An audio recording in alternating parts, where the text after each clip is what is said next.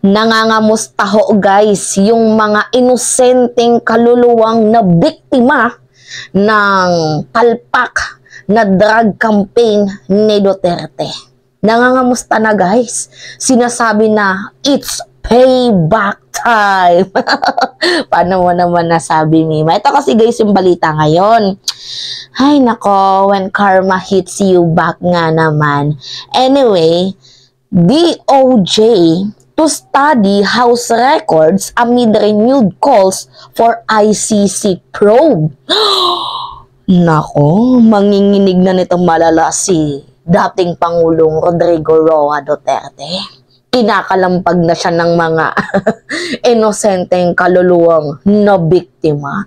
So ngayon guys, dahil nga kinakarma na si Kadigungan sa sobrang niyang kadaldalan, for me guys wala namang masama kung pag-aralan ulit na papasukin ng ating bansa itong ICC. Kasi tama nga naman 'di ba guys? Kasi dati kung iisipin nyo, ako ayaw na ayaw kong papasukin itong ICC. Promise guys, swear to God, ayaw na ayaw ko kasi 'di ba meron tayong sariling justice system, 'di ba? So bakit sila mangingialam? Pero that time naman kasi hindi pa naman ni-revealed ni dating Pangulong Rodrigo Roa Duterte na ginagamit niya yung confidential funds, intelligence funds sa pagpatay ng tao without due process. So, nung nireveal niya yun, doon na nagbago yung pananaw ko. Sabi ko, dapat lang napapasukin itong ICC sa bansang Pilipinas para naman kahit papano magkaroon ng hustisya yung mga totoong na biktima. Kasi imagine, 'di ba?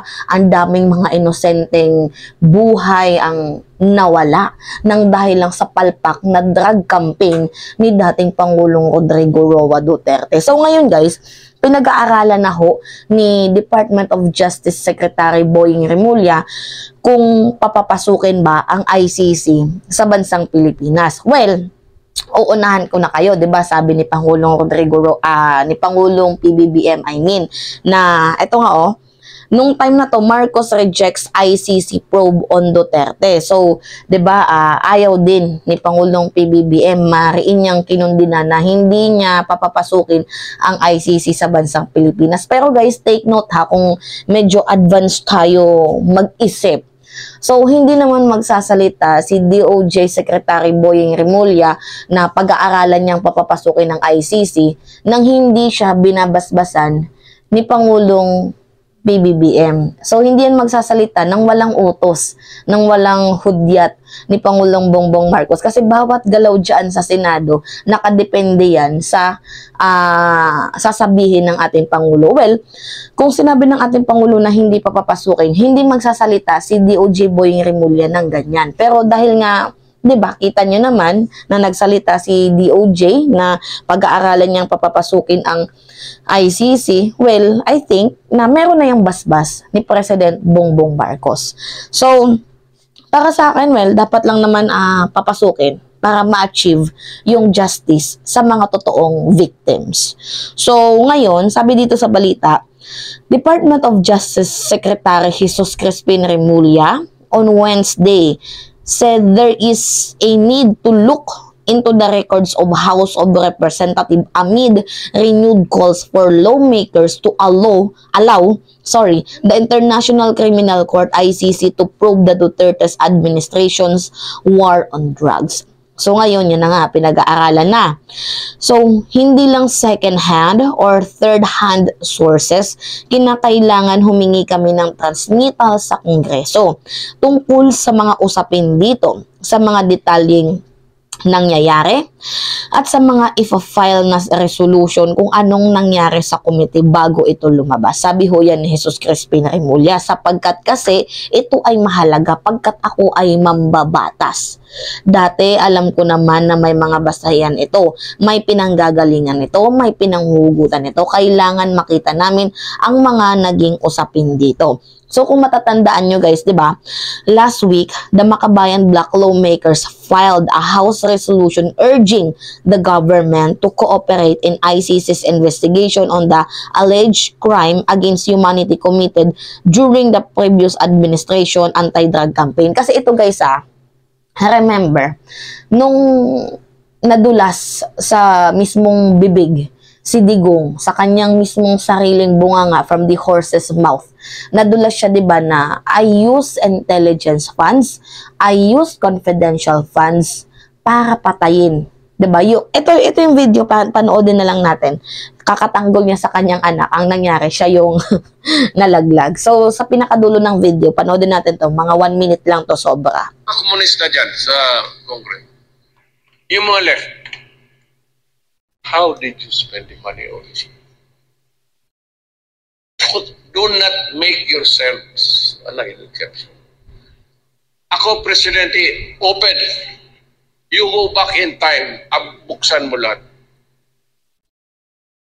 Mayor, ako, taga-Davao, kilala mo ninyo ako. Kaganito pa kaganda ang Davao kung niwaldas ko yung discretionary fund ko. Kaganito kaya, you know the history of Davao. Nandiyan si Pastor. Kayo lahat, you're a living witness. Now maganda ang Davao. How did it came about? How did it flourish? Kinain ko yung intelligence fund. Ang intelligence fund, pinili ko, pinapatay ko lahat. Yan. Kaya ganun ang Davao. Yung mga kasama ninyo, pinatigok ko talaga. Yun ang totoo. Gusto rin yung malaman? Yan, 'di ba? Inamin niya. Malaking revelation, malaking pag-amin na siyang kanyang pag-amin ay pwedeng gamitin kasi guys, it's a big participation ukol sa investigation ng ICC sa kanyang drug campaign. So ngayon guys, kaya nga ako, 'di ba, sinabi ko sa inyo dati, ayaw ko na papasukin ng ICC. Kahit ako, nag-comment ako na, bakit natin papapasukin yan? Meron tayong sariling justice system, bakit sila mangingialam? Pero nung nakita ko, yung pag-amin, narinig ko ng dalawang tenga ko, kitang-kita ng dalawang mata ko kung paano siya magsalita, na he uses confidential funds, intelligence funds, to kill somebody without due process. Doon ko naisip na, kailangan natin ng ICC. Kasi guys, yung pag-amin niya direkta, malaking participation yun para magkaroon ng hustisya ang mga totoong biktima ng kanyang palpak na drug war campaign. Alam nyo guys, mayroon ako yung babalita sa inyo. Tingnan nyo. Si Pangulong PBBM, 'di ba, nagsunog yung kanyang administrasyon. Ayan o. 6 na bilyong illegal na droga winasak sa Cavite. Pasensya na, baliktad. Di ba nakita nyo naman yan? Winasak sa Cavite. Alam nyo, isa lang ang napansin ko kay Pangulong PBBM. Di ba? Hindi madugo yung kanyang war on drugs, pero sunod-sunod ang nahuli. Si Fernandez, ano yung sabi ni Fernandez? Yung anti-drug campaign ni Pangulong PBBM this admin doesn't view force as only solution. Yan, pakita ko sa inyo. Sabi ni Fernandez yan. Yan. Paliitin nga natin yung ano. Yan. Yan yung sabi ni Fernandez. Fernandez, on a anti-drug campaign, this admin doesn't view force as the only solution. So, ang ginawa kasi ni Pangulong PBBM, kahit hindi madugo ang kanyang drug campaign, nagiging successful because yung droga, sinusunog. Can you imagine that, guys? Hindi niya pinapatay yung mga inosenteng buhay. Kaya naman pala natin na maging successful ang isang drug war nang hindi pumapatay ng mga inosenteng tao. Ang ginawang solusyon ni Pangulong PBBM, inuuna niya yung mga ugat. Yung mga nasa administrasyon, yung mga pulis na mga malalaki, 'di ba? Imagine, 18 personnel ang pinangalanan, mga high-ranking official. Ang pinangalanan ni Abalos, 'di ba? Imagine, doon pa lang sa part na yung ugat mismo yung tinitirada niya, tapos sinusunog niya itong mga droga na to. Doon ko napaisip na kaya naman pala natin ng maging tahimik sa pangangampanya sa war on drugs nang hindi ginagamitan ng dahas. So kung ganyan sana yung ginawa ni Digong, hindi siya, ang tapang niya kasi sa kapwa niya Pilipino, pero sobrang niyang lupyat dito sa mga Chino, 'di ba? Naisingit ko lang. Kasi nalulungkot lang ako, 'di ba? Ang daming buhay kasi guys ang nadamay, mga inosente, biktima. Tapos yung hustisya hindi nila makamit-kamit. So ngayon guys, this is the time para sa payback time, sa pagbabayad sa totoong may kasalanan. So ngayon, medyo ayoko na talaga dito kay Pangulong Duterte. Pero although mas maganda si Pangulong Duterte dito kay kay Jabnoy. Pero hindi ko gusto yung iba niyang pamamalakad, lalo na pag may mga inosenteng buhay ang nadadamay. Hindi ko gusto. Kahit nga yung Panginoon, minura niya, 'di ba? Kahit yung mga obispo. Kakalungkot. Anyway, ganito sana, 'di ba? Kung ganito lang yung ginawa ni Duterte noon, na sinusunog na lang sana, 'di ba? Yung mga droga hindi nire-recycle. Kasi 'di ba? From the word recycle, yung iba kasi nire-recycle yung mga droga. Kaya kahit paulit-ulit na sinasabi na may nahuhuli, wala pa ding effect. Kasi nga nire-recycle. Si Pangulong PBBM, 'di ba? Hindi na yan hindi na yan mare-recover. It's a losses na yan sa mga nagaganon. Once na ito ay sinunog. Kaya, 'di ba, sinunog yung yung mga paraphernalia na 6 na bilyong droga, winasak sa Cavite sa pamamagitan niya ng thermal decomposition. At saka madaming nakakita, naka-live, 'di ba? So yun yung totoo. Nakaya naman pala natin na solusyonan itong droga without maging madugo yung gagamitan ng dahas. So anyway, going back sa ating topic. Ito na nga. Medyo napahaba na si Mima ng kwento. So, House Deputy Minority Leader Franz Castro of ACT Teacher Party List said it is imperative for the government to allow the ICC to investigate, as former President Rodrigo Roa Duterte has admitted. Yan kasi, daldal kasi to ordering extrajudicial killing and financing them with his confidential funds and intelligence funds. Yan kasi, di ba, pinakita ko sa inyong video kanina. Sa sobrang daldal niya, di ba, sa sobrang kakadefend niya sa anak niyang spoiled brat, immature na anak, childish, di ba, ang nangyari, siya yung nalaglag.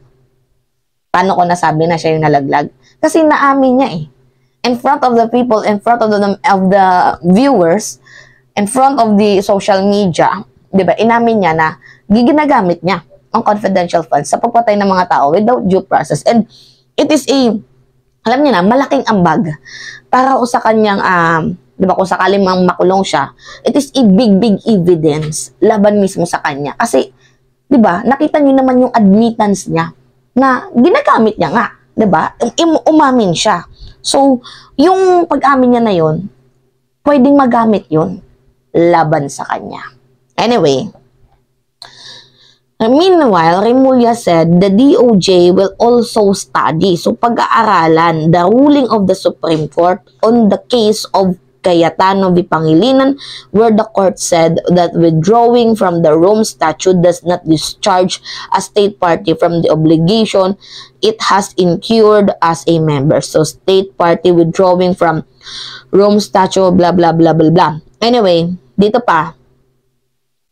Under the drug war, at least 6,200 suspects were killed in police operation based on government records.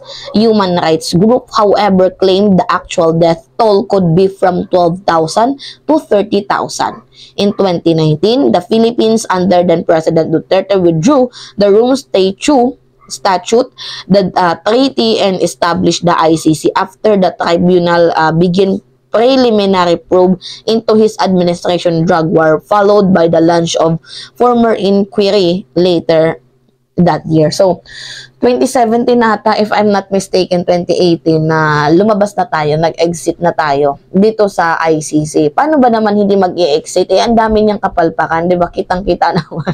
Halatang-halata yung kanyang kapalpakan.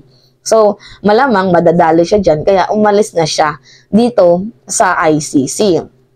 Pero kung tatanungin nyo ba ako, fair ba ang ICC, Mima?